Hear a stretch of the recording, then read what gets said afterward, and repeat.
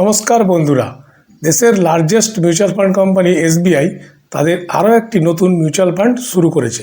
তো কবে থেকে শুরু হয়েছে এই নতুন ফান্ডটি, কতদিন পর্যন্ত 10 টাকা ন্যাব বা প্রতি ইউনিটের দাম 10 টাকা দিয়ে কিনতে পারবেন, ফান্ডটির বেঞ্চমার্ক কী হবে, কোন ক্যাটাগরিতে পড়বে ফান্ডটি এবং এই ফান্ডটিতে কাদের ইনভেস্ট করা উচিত নয়, সেম টাইপের পুরনো ফান্ডগুলির রিটার্ন কেমন চলছে আর ফান্ডটির ফিউচার গ্রোথ কেমন হবে, এই সব পয়েন্টগুলি এই ভিডিওতে আলোচনা করব। তো চলুন শুরু করা যাক। বন্ধুরা, বর্তমানে আমাদের গভর্নমেন্ট মেক ইন ইন্ডিয়া পলিসিকে সাকসেসফুল করার জন্য যে সেক্টরের উপর বিশেষ গুরুত্ব দিচ্ছে সেটি হলো প্রোডাকশান বা ম্যানুফ্যাকচারিং সেক্টর। তো এই ম্যানুফ্যাকচারিং সেক্টরের অন্যতম মেন পিলার কিন্তু অটোমোবাইল সেক্টর। কেন এই কথাটা বললাম না, আমরা যদি পুরো ওয়ার্ল্ডের একটা ডেটা দেখি সেখানে দেখব প্রতি 1000 জন মানুষের মধ্যে মাত্র 34 জন মানুষের কিন্তু 4 হুইলার আছে ইন্ডিয়াতে, কিন্তু ইউএসএতে 860 জনের 4 হুইলার আছে, ইউকেতে এই সংখ্যাটা কিন্তু 632। সেখান থেকে আমরা বুঝতে পারি যে আমাদের দেশের অটোমোবাইল সেক্টরে একটা বিরাট গ্রোথের সুযোগ আছে, কারণ সেই সংখ্যাটা 34 থেকে প্রায় 700-800 পর্যন্ত যাওয়ার অপরচুনিটি আছে। টু হুইলারের ক্ষেত্রেও কিন্তু একই অবস্থা। দেখুন, ইন্ডিয়াতে যেখানে 1000 জনের মধ্যে 120 জন টু হুইলার ইউজার আছেন, সেখানে ইন্দোনেশিয়াতে 460 জন। ফলে এই সেক্টরটিতেও কিন্তু গ্রোথের প্রচুর চান্স আছে। তো অনেকেই বলবেন যে আমাদের দেশের মানুষের কি এতটা সামর্থ্য আছে এইসব জিনিস কেনার? আছে, কারণ আরেকটা ডাটা বলছে যে আমাদের দেশের অটোমোবাইলের এভারেজ সেলিং প্রাইসটা যে রেটে বাড়ছে তার থেকে বেশি রেটে বাড়ছে মানুষের পার ক্যাপিটা ইনকাম। তো এরপরেও অনেকে বলবেন যে আমাদের দেশ কি এই সেক্টরটির এত বড় ডেভেলপমেন্টের জন্য প্রস্তুত আছে বা আমাদের দেশ কি পারবে? এরও অ্যান্সার হলো ইয়েস। কারণ পুরো ওয়ার্ল্ডের ডাটা অ্যানালিসিস করলে দেখা যায় যে ইন্ডিয়া হলো ওয়ার্ল্ডের লার্জেস্ট ট্র্যাক্টর প্রডিউসার এবং সেকেন্ড লার্জেস্ট বাস ম্যানুফ্যাকচারার এবং থার্ড লার্জেস্ট ট্রাক ম্যানুফ্যাকচারার। শুধু তাই নয়, আমরা হলাম second largest two wheeler manufacturer in the world. আর ডোমেস্টিক সেলসের মার্কেট হিসাবে যদি দেখা যায় আমরা ওয়ার্ল্ডের মধ্যে 4 নম্বরে আছি।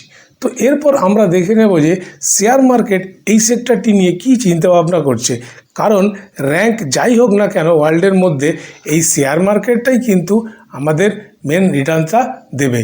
তাই নিফটি অটো ইন্ডেক্স বা সূচকটিকে যদি আমরা দেখি, সেখানে আমরা দেখতে পাবো 1 ইয়ারে এই ইন্ডেক্সটা 71.7% এবং 3 ইয়ারে 33.5%, 5 ইয়ারে 23.3% রিটার্ন দিয়েছে, যেটা কিন্তু নিফটি 50 এবং নিফটি 500 রিটার্নের থেকে অনেকটাই বেশি। তো এইসব কথাই মাথায় রেখে কিন্তু এসবিআই নতুন একটি ফান্ড শুরু করেছে এবং সেই ফান্ডটি হলো এসবিআই অটোমোটিভ অপরচুনিটিস ফান্ড। তো এই ফান্ডটি শুরু হয়েছে 17ই মে 2024 থেকে এবং 10 টাকা নেপ দিয়ে কেনার আপনি অফারটি থাকবে 31শে মে 2024 পর্যন্ত। তো এই ফান্ডটি মেনলি 4টি সেগমেন্টে ইনভেস্ট করা হবে, যেমন হলো অরিজিনাল ইকুইপমেন্ট ম্যানুফ্যাকচারার এবং অটো কম্পোনেন্ট ম্যানুফ্যাকচারার এবং ইলেকট্রিক ভেহিকেল ম্যানুফ্যাকচারার এবং লাস্টলি এক্সপোর্ট অফ অটোমোবাইল। তো এই ফান্ডটির বেঞ্চমার্ক বা ফান্ডটি ফলো করবে নিফটি অটো ইন্ডেক্স। এই নিফটি অটো ইন্ডেক্সে কিন্তু মাত্র 16টি কোম্পানির শেয়ার আছে, কিন্তু এই নতুন ফান্ডটি টোটাল 134টি কোম্পানির মধ্যে থেকে বেছে বেছে ইনভেস্ট করবে। ফলে ডাইভার্সিফিকেশনটা কিন্তু এই নতুন ফান্ডে ভালো হবে। তো মেনলি যেসব কোম্পানির উপর ফোকাস করা হবে সেগুলি হলো Maruti Suzuki, Tata motors, Hyundai, Ashok Leyland, Honda, Mahindra, এছাড়াও যারা অটো কম্পোনেন্ট ম্যানুফ্যাকচারার্স যেমন Motherson, Bosch, MRF, Exide, JK tyre, এইসব কোম্পানিতেও কিন্তু নজর থাকবে। তো এইবার আমরা ফান্ডটির ফ্যাক্ট শিট দেখে নেব। এখানে ফান্ডের ফান্ড ম্যানেজার হবেন কিন্তু মিস্টার তন্ময় দেশাই। ওনার SBI health care opportunity fund এইটা পরিচালনা করার কিন্তু এক্সপিরিয়েন্স আছে। তো নতুন ফান্ডটিতে এনএফও পিরিয়ড মানে 31শে মে 2024 পর্যন্ত মিনিমাম 5000 টাকা দিয়ে অ্যাপ্লাই করা যাবে, আর যদি এসআইপি করতে যান তো মিনিমাম 500 টাকা দিয়ে এসআইপি শুরু করতে হবে। আর এই নতুন ফান্ডটি এক্সিট লোড আমরা জেনে নেব। সেটা হচ্ছে 1 ইয়ারের আগে যদি এই ফান্ড থেকে আপনি টাকা তোলেন তাহলে 1% এক্সিট লোড দিতে হবে, কিন্তু 1 ইয়ারের পর যদি আপনি টাকা তোলেন বা রিডিম করেন তাহলে কিন্তু কোনো এক্সিট লোড লাগবে না। তো সেম টাইপের ফান্ডের মধ্যে অন্যতম পপুলার ফান্ড হলো ICICI Prudential Nifty auto index fund. এটা কিন্তু একটি ইন্ডেক্স ফান্ড এবং এর বয়স 1 বছরের একটু বেশি।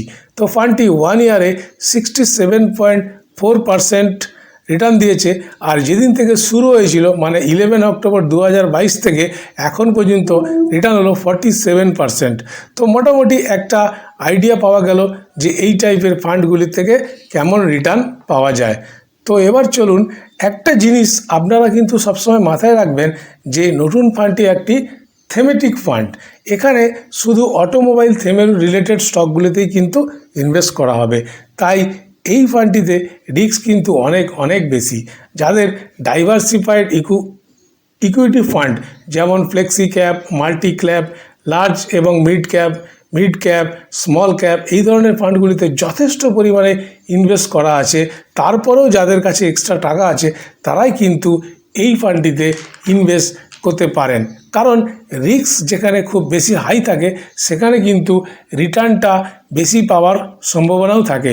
এবং এই সেক্টরটিতে, এই অটোমোবাইল সেক্টরটিতে বিভিন্ন ডাটা অনুযায়ী আমি আগে দেখেছি এখানে কিন্তু ফিউচার গ্রোথের প্রচুর চান্স আছে। তো আপনি যদি এই ফান্ডটিতে ইনভেস্ট করতে চান তাহলে কতদিনের জন্য কত টাকা ইনভেস্ট করতে চান সেটা কিন্তু কমেন্ট বক্সে লিখে অবশ্যই জানাবেন।